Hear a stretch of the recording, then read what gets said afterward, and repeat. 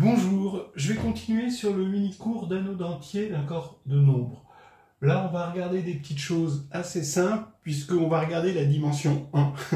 Donc allons-y, on a K, une extension, donc c'est un corps de degré, donc de dimension fini sur Q, voilà, et on regarde les éléments de K qui sont entiers sur Z.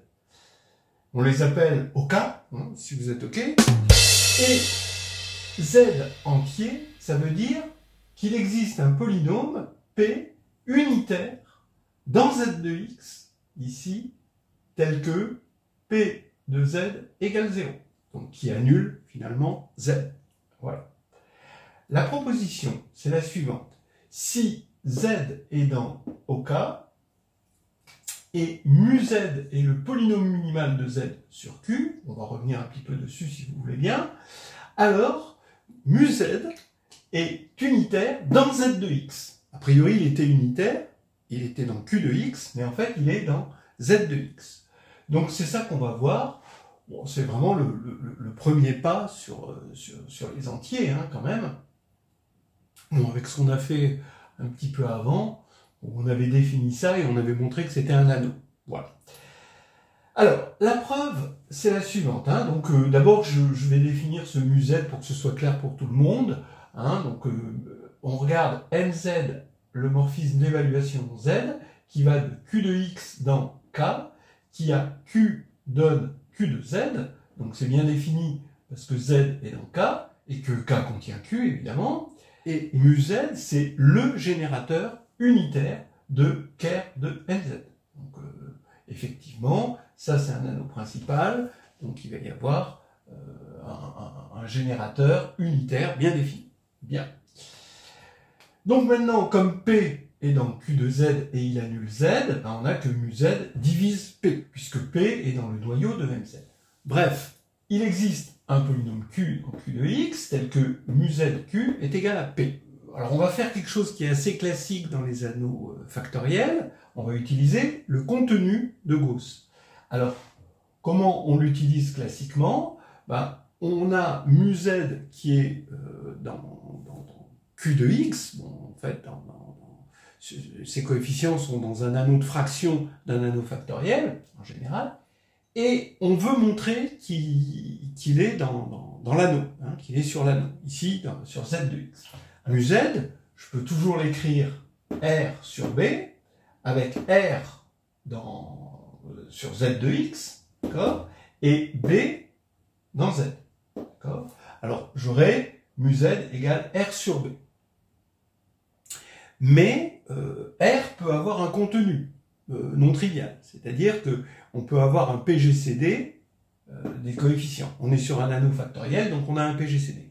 Donc, je mets en facteur A le PGCD de mon, on va dire, R0, et donc j'obtiens mu Z égale A sur B R, et cette fois-ci, R, puisqu'on a factorisé le PGCD, il est de contenu 1. Donc, vous voyez, on a mu Z qui peut toujours s'écrire A sur B R, avec R de contenu 1, c'est-à-dire que le PGCD de tous ces coefficients, c'est 1, et AB sont dans Z. Je fais pareil pour Q, et j'ai C sur D, S, avec le contenu de S égale 1, et S dans Z de X, C et D dans Z. Bien, maintenant, je multiplie cette identité par B fois D, et ce que j'obtiens, c'est ACRS égale BD fois P. Sans problème. Et là, tout est prêt, parce que là maintenant, je suis complètement dans Z, j'ai obtenu une identité dans Z, même dans Z de X, je vais pouvoir prendre le contenu.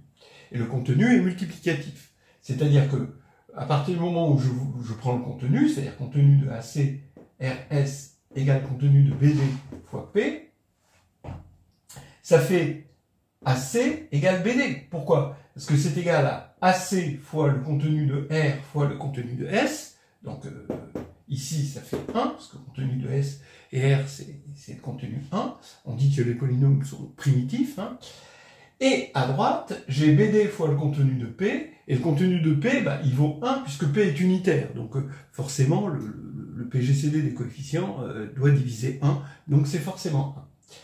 Donc, AC est égal à BD. Et maintenant, comme ils étaient non nuls, je peux simplifier ici et j'ai RS égale P.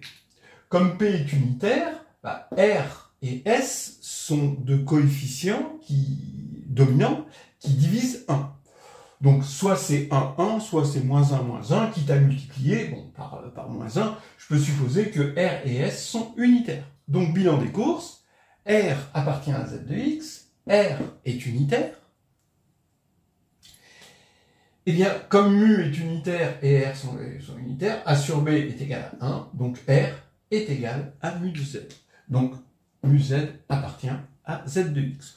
C'est une technique due à Gauss qui utilise le contenu et qui permet de montrer, grâce à la factorialité, qui est un truc lourd hein, quand même, la factorialité, hein, c'est même assez rare si on y réfléchit, que un polynôme qui est sur un corps de fraction, en fait, se trouve être sur la note base. C'est assez joli. Et voici le corollaire bien célèbre, c'est que OQ est égal à Z. C'est-à-dire l'ensemble des entiers de Q, c'est Z. On dit que Z est intégralement clos. C'est-à-dire que l'anneau des entiers du corps de fraction de Z, évidemment, ça contient Z, on va le voir d'ailleurs, mais c'est Z tout entier. Alors regardez, on a l'inclusion inverse qui est évidente. Si petit z est dans grand Z, eh bien petit z est dans OQ. Pourquoi? Parce que vous prenez P égale X moins petit z, bah, il annule Z, et il est unitaire, et il est dans Z de X, puisque petit z est dans grand Z. Donc pas de souci, on a que Z est entier, donc il est là-dedans. Puis évidemment, comme petit z est dans grand Z, il est dans Q.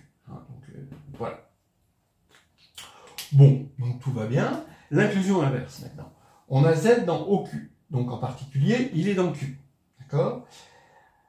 On a donc, comme il est dans OQ, il possède un polynôme minimal.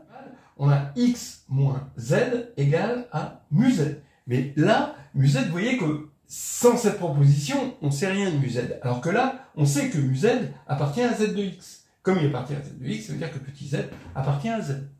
Voilà. Bon, on peut faire ça autrement, évidemment, mais vous voyez ce qu'on obtient. Le contenu provient de la factorialité, et ce qu'on a montré, en fait, c'est que tout anneau factoriel, donc, d'accord, vous prenez à la place de Z, vous prenez A, eh bien, il est intégralement clos. Ça veut dire que l'ensemble des entiers sur l'anneau qui sont dans le corps des fractions de l'anneau, ici, les éléments de Q qui sont entiers sur Z, eh bien, sont dans l'anneau. Donc, même c'est égal à l'anneau. Voilà. La réciproque est fausse. Hein. On verra des anneaux intégralement clos qui ne sont pas factoriels. Voici, je vais vous montrer un anneau qui, lui, n'est pas factoriel et n'est pas intégralement clos. Il est célèbre. Vous prenez C, l'anneau de polynôme engendré par x2, le sous-anneau de l'anneau de polynôme C de x engendré par x2, x3. Donc vous voyez que comme espace vectoriel, il a pour base 1, x2, x3, x4, xn, etc. Il y a juste un trou au niveau du x. Ici, il manque le x dans la base canonique de C de x. Mais x est dans frac de A. D'accord? X, il est dans frac de A parce qu'il peut être récupéré à partir de deux éléments de A en les quotientant. x3 divisé par x2, ça fait x. Or, x n'est pas dans A. Et pourtant, il est entier sur A. Puisque vous prenez x au carré, il est égal à un élément de A. X, lui, il n'est pas dans A, mais au carré, et y2, en gros, le polynôme P, c'est y2 moins x2. Ça appartient à A de x, et c'est unitaire. D'accord? Et ça annule x. Voilà. Donc, on a trouvé un élément qui est dans le corps des fractions, qui n'est pas dans A, et qui est pourtant entier sur A, donc c'est pas intégralement clos. Voilà, c'est bien d'avoir ce contre-exemple. Voilà, on a fini, et puis la prochaine fois, là, vous voyez qu'on a pris K de degré 1 sur Q, la prochaine fois, on prendra K de degré 2. Voilà. Puis après, on fera le grand saut. Allez, on s'arrête là pour l'instant.